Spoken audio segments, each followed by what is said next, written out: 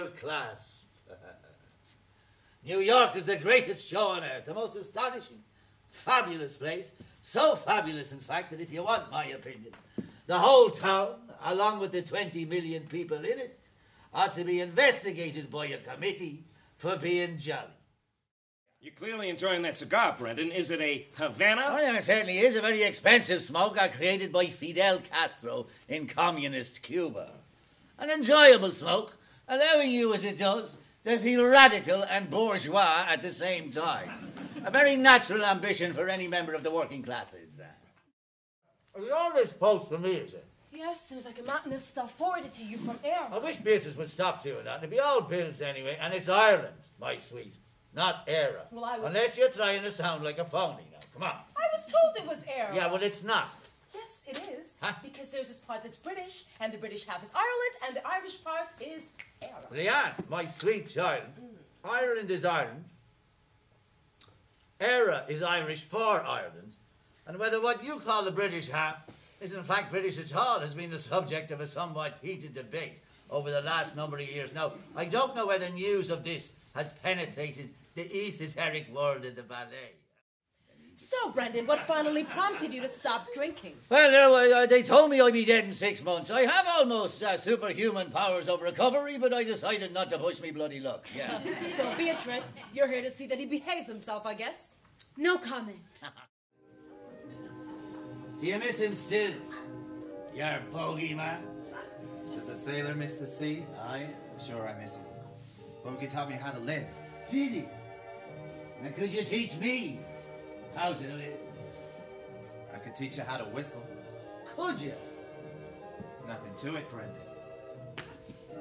You just pucker up and blow. No, you haven't. On the question of faith, Brendan, am I right in saying you've been excommunicated? You're right there, you're right, but you don't want to take something like that too personally, you know? In fact, my own father was excommunicated before me, so you could say it was by way of a family tradition, yeah. That wasn't the question either. Does what bother me? Well, a lot of people regard homosexuality like a disease. They're frightened they might catch something. Well, it obviously isn't a disease. I've seen homosexuality, and I've seen tuberculosis, and there is no similarity at all. How did you and the Christian Brothers get along, Brendan? Well, no, the day I walked out of the gates of the Christian Brothers was the day that the Christian Brothers and myself both realised that if you pray hard enough, your prayers will be answered. Yeah. Anyway, this guy says he'd be glad to help. Do you know something, George? I have said to Beatrice, I said to her, if she ever has me committed to an institution, I will fucking drink myself to death the day I let out. I'll tell This you. man's not a psychiatrist. But I'll do it too, George. I'll fucking tell you. I will fucking do it too. I'm sure she'd never do that. Oh, are you now? Are you? Well, I'm fucking not. There's your Jesus magazine back there, you know? Well, you keep it. There's nothing about me. Never count yourself fucking lucky, huh? Well, I'm sorry. I didn't read it. I didn't God, realize there was some... Don't you be fucking apologising for it. You didn't write the Jesus thing now, did you? Ah. Being the stage Irish. Dylan Thomas wrote on the Milkwood, Brendan Behan wrote on the Littlewood. Jeez, I've heard it so many times, I'm beginning to fucking think it's true, honest. Does Joan Littlewood say that she wrote... That's to my fucking face, she doesn't, George. No. No. So, Brendan, you consider yourself to be a working-class writer? No, I do not. Ask Evelyn Was, him middle-class writer. I mean, hadn't I bought a drink for me little friend a moment ago and nothing for myself?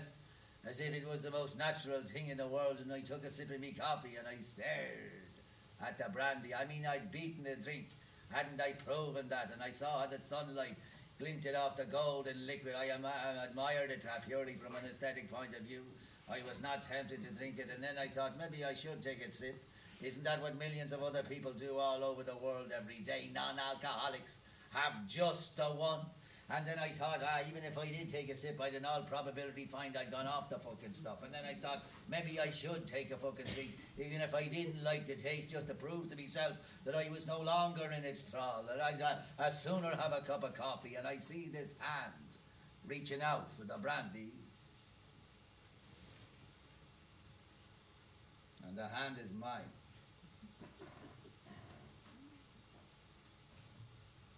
And it's the hand that takes the brandy.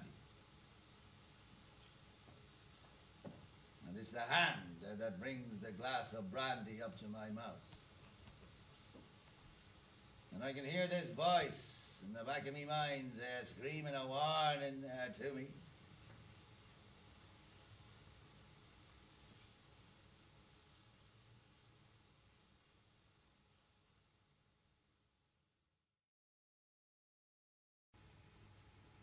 And we are white, black, coffee-colored and beautiful bronze. We are as painful as human life and as exciting. We are men.